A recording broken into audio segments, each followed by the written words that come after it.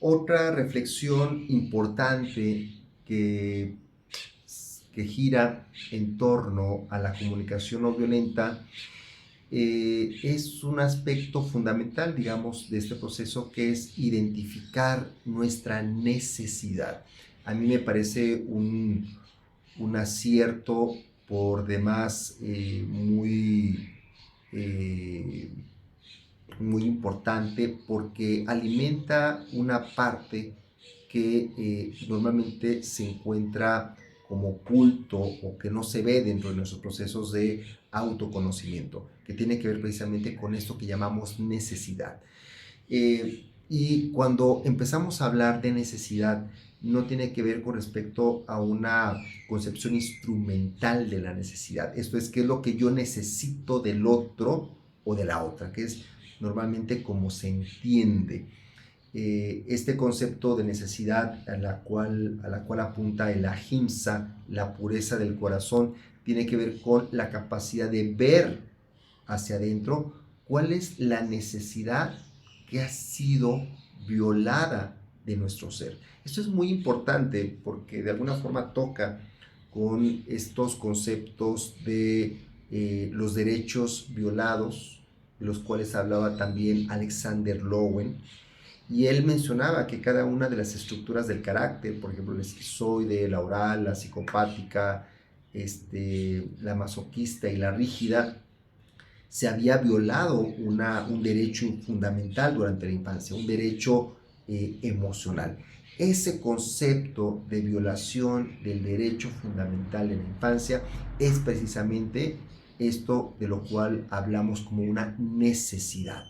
Estamos hablando de una necesidad en un nivel no solamente físico, como en esta escala de la cual hablaba Maslow, de las necesidades básicas, sino también de esas necesidades a nivel emocional o a nivel social o a nivel espiritual, ¿no? Entonces, esta parte de la necesidad muchas veces nos cuesta trabajo poder identificar qué es lo que yo necesito. Yo a veces les digo, no qué necesito del otro o de la otra, sino qué necesito de mí para mí. Cuando logramos identificar qué es lo que necesito de mí para mí, es ahí donde podemos también reconocer estas pautas de violación de nuestros derechos fundamentales en la infancia. ¿Por qué? Porque precisamente ahí en la necesidad es donde podemos identificar las heridas que nos generan ese malestar en la cultura, en las relaciones interpersonales. Cuando en un proceso de comunicación dialógico con otra persona, con otra entidad, eh, nos podemos sentir heridos o heridas en ese diálogo o en esa interacción. Ahí es donde podemos de alguna forma identificar cuál es la necesidad que ha sido violada, que queda como una memoria que vuelve a actualizarse en esa relación. Obviamente cada persona va a reaccionar de una forma distinta ante una misma circunstancia.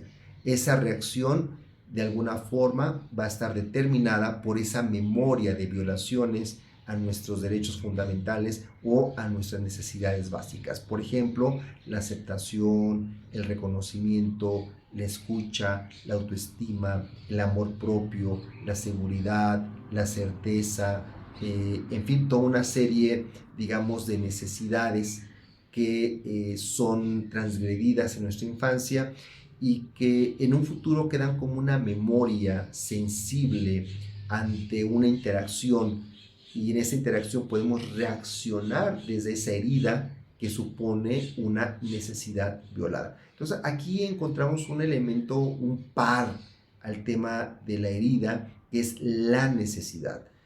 Desde un proceso de acompañamiento emocional, es importante, por supuesto, identificar la herida, pero también es fundamental identificar cuál es la necesidad que se encuentra detrás de esa herida. Si mi herida es de abandono, ¿cuál es la necesidad que yo tengo? ¿Cuál fue la necesidad que yo tuve en ese momento en mi infancia? Pero esa necesidad ahora, en mi aquí y ahora, cómo puedo actualizarla desde este yo maduro, desde este hombre o esta mujer adulto o adulta, ¿no? Eso es fundamental, porque el estar regresando constantemente a la herida, sin reconocer la necesidad, sin hacerme cargo de esa necesidad, nos puede colocar en una posición de victimismo patológico, en un estado de constante reclamo, de constante malestar, ¿verdad? Que nos genera esa herida, y entonces esa herida no puede sanarse porque precisamente la herida también está manifestando, está gritando esta necesidad que ha sido violada en nuestra infancia. Entonces, en el momento en que identificamos esa necesidad que se encuentra detrás de la herida, entonces podemos de alguna forma también actualizar esa necesidad, ya no como la necesidad de ese niño o de esa niña que necesitó seguramente del otro, de mamá, de papá, de sus cuidadores, del medio ambiente, ¿verdad? Pero que eso ya pasó.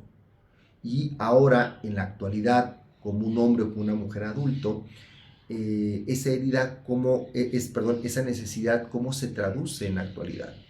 Entonces, si en su momento la necesidad era de ser reconocido o ser reconocida por la mirada de mi madre o de mi padre, en la actualidad yo puedo identificar esa necesidad violada como una compulsión a ser reconocido por mi pareja, por mis hijos, por mi jefe, por mis alumnos, etcétera. Y entonces yo puedo actualizar esa necesidad, y en esa actualización es importante la responsabilidad que ahora como adulto tengo sobre esa necesidad. Ya no voy a buscar que el otro, que la otra, estos, digamos, representantes de mi madre o de mi padre en la actualidad me reconozcan, sino que en este acto de responsabilidad yo pueda en un momento determinado, ¿verdad?, reconocer esta necesidad de mí para mí. Yo necesito ser reconocido, o dando un paso más, yo necesito reconocerme, o si lo podemos poner un poquito más neutral, yo necesito reconocimiento. Y en esta neutralidad de yo necesito reconocimiento, abro la posibilidad de yo reconocerme a mí mismo, pero también abro la posibilidad de que otras personas me puedan reconocer o no, y están en su derecho de que me reconozcan o no, pero saber que yo tengo la capacidad de gestión de poderme reconocer a mí mismo. Y este elemento es muy importante, porque aquí vamos construyendo un aspecto fundamental del desarrollo saludable de los seres humanos, que tiene que ver con la sensación de seguridad, y eso tiene que ver con una memoria de apego.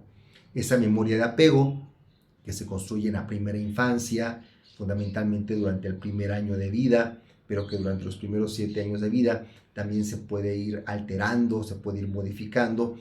En la edad adulta ya no nos encontramos en esa etapa crítica de los procesos de apego con nuestros o nuestras cuidadoras, sino que ahora tenemos esta capacidad de autogestionar nuestra propia salud mental, construyendo para sí mismo, para mí mismo, para mí misma, estas bases de la seguridad.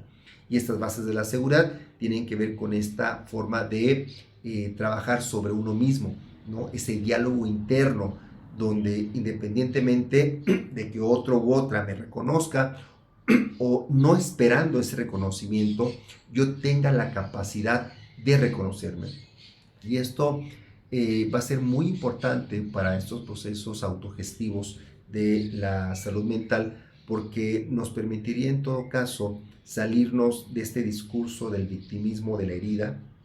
Nos permitiría también, en todo caso, salirnos de estas relaciones de dependencia del otro, de la otra, de lo que necesito que los demás me den, pero a lo mejor no quieren dármelo y está bien. Y entonces pasar a este tercer nivel, donde entonces yo me hago cargo, me responsabilizo afectivamente de mí mismo y de mí misma, y entonces me doy eso que yo necesito, de mí para mí, ¿verdad? Abriéndome la posibilidad de que también lo pueda recibir de otras personas o no, porque están en su derecho. Pero yo tengo esa capacidad de construir mi seguridad a partir de reconocer mi necesidad y de podérmela otorgar de mí y para mí, sin que esto suponga un cierre, sin que esto suponga una forma individualista o solipsista de autoestima falsa o de pensamiento positivo superficial, sino más bien el elemento fundamental de esto, más allá de lo que te digas, es la responsabilidad. Y aquí entramos en un nivel ético, ¿verdad? Del res, ¿no? Del poder hablar de mí. Eso supondría etimológicamente la palabra responsabilidad. De ahí también viene la palabra responder, la palabra respuesta. Lo que yo digo sobre mí. En este nivel de conciencia ética, yo tengo una capacidad de crearme a mí mismo, no desde una nada, sino en un proceso de reconstrucción de mi propia memoria para resignificarme. Entonces, la responsabilidad afectiva tiene que ver con esta capacidad de autogestión dialógica, pero también introspectiva, de poderme dar a mí, para mí mismo o para mí misma, en esta responsabilidad, la seguridad que necesito para actuar como una persona adulta y madura.